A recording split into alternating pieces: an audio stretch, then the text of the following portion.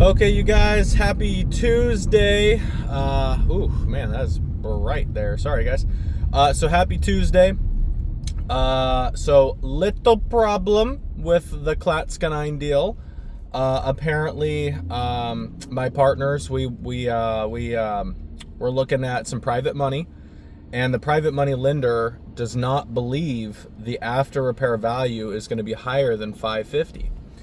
So now I have to drive all the way out there with my $1,000 camera, charging my $1,000 camera, and do a 3D virtual tour of this property to prove to them the square footage, the condition, the repairs, all this type of stuff. So I got to go like totally 3D map this property just to prove to them that a 3,000 plus square foot property on 5 acres, fully remodeled, will in fact sell for 550 or more.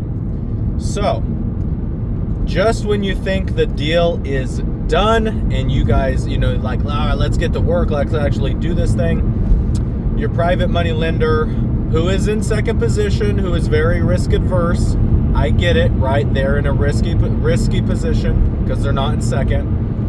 I get that. So they're just like, oh, we don't think it'll sell for blah, blah, blah.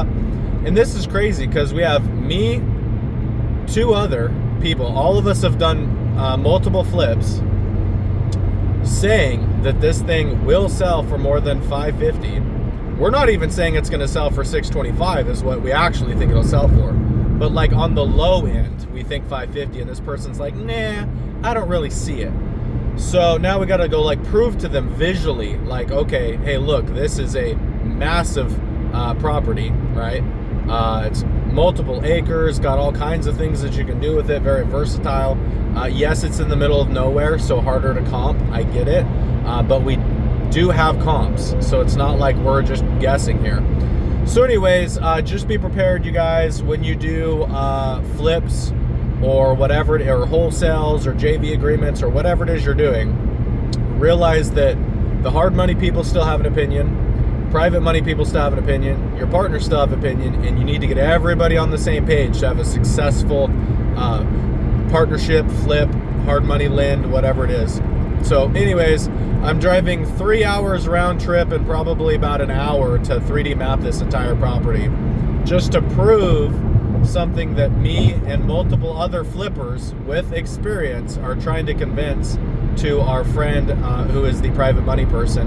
And again, right, like I said, no shade or anything. Like, I get it, they need to protect their money, and hopefully by doing this we'll be able to convince them that yes, there is in fact, because the problem is that the downstairs isn't technically livable square footage right now because there's not already been egress windows. So they're looking at Zillow and say, well, Zillow says 1,800 square feet, not 32.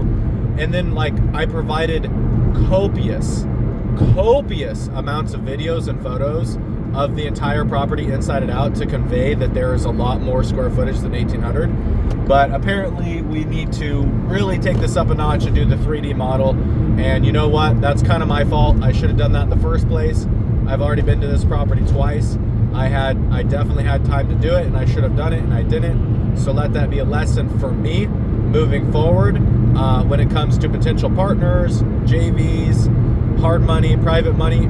Just do the 3D virtual tour. Have it available. Let there be no questions.